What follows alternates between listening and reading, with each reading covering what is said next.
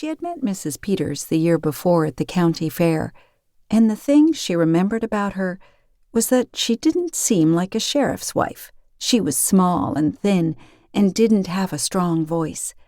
Mrs. Gorman, sheriff's wife before Gorman went out and Peters came in, had a voice that somehow seemed to be backing up the law with every word. But if Mrs. Peters didn't look like a sheriff's wife, Peters made it up in looking like a sheriff. He was, to a dot, the kind of man who could get himself elected sheriff, a heavy man with a big voice who was particularly genial with the law-abiding, as if to make it plain that he knew the difference between criminals and non-criminals. And right there, it came into Mrs. Hale's mind, with a stab, that this man, who was so pleasant and lively with all of them, was going to the rights now as a sheriff. "The country's not very pleasant this time of year," Mrs. Peters at last ventured, as if she felt they ought to be talking as well as the men. Mrs. Hale scarcely finished her reply, for they had gone up a little hill and could see the right place now, and seeing it did not make her feel like talking. It looked very lonesome this cold March morning. It had always been a lonesome-looking place. It was down in a hollow, and the poplar trees around it were lonesome-looking trees. The men were looking at it and talking about what had happened. The county attorney was bending to one side of the buggy and kept looking steadily at the place as they drew up to it. "I'm glad you came with me," Mrs. Peters said nervously, as the two women were about to follow the men in through the kitchen door. Even after she had her foot on the doorstep, her hand on the knob, Martha Hale had a moment of feeling she could not cross that threshold, and the reason it seemed she couldn't cross it now was simply because she hadn't crossed it before. Time and time again, it had been in her mind, "I ought to go over and see Minnie Foster."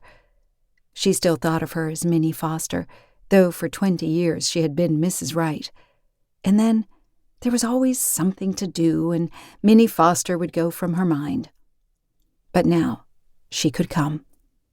The men went over to the stove. The women stood close together by the door. Young Henderson, the county attorney, turned around and said, "Come up to the fire, ladies." Mrs. Peters took a step forward, then stopped. "I'm not cold," she said. And so the two women stood by the door, at first not even so much as looking around the kitchen. The men talked for a minute about what a good thing it was the sheriff had sent his deputy out that morning to make a fire for them. And then Sheriff Peters stepped back from the stove, unbuttoned his outer coat, and leaned his hands on the kitchen table in a way that seemed to mark the beginning of official business. "Now, Mr. Hale," he said in a sort of semi-official voice, "before we move things about, you tell Mr. Henderson just what it was you saw when you came here yesterday morning." The county attorney was looking around the kitchen. "By the way," he said, "has anything been moved?" He turned to the sheriff. "Are things just as you left them yesterday?" Peters looked from cupboard to sink, from that to a small worn rocker a little to one side of the kitchen table. "It's just the same." "Somebody should have been left here yesterday," said the county attorney. "Oh, yesterday," returned the sheriff with a little gesture as of yesterday having been more than he could bear to think of. "When I had to send Frank to Morris Center for that man who went crazy, let me tell you, I had my hands full yesterday. I knew you could get back from Omaha by today, George, and as long as I went over everything here myself—" "Well, Mr. Hale," said the county attorney in a way of letting what was past and gone go, "tell just what happened when you came here yesterday morning." Mrs. Hale, still leaning against the door, had that sinking feeling of the mother whose child is about to speak a piece. Lewis often wandered along and got things mixed up in a story. She hoped he would tell this straight and plain and not say unnecessary things that would just make things harder for Minnie Foster.